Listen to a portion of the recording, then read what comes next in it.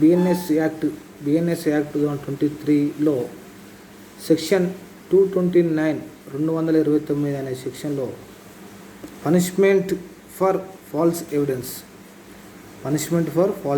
తప్పుడు సాక్ష్యం చెప్పినందుకు శిక్ష గురించి చెప్పే సెక్షన్ 229.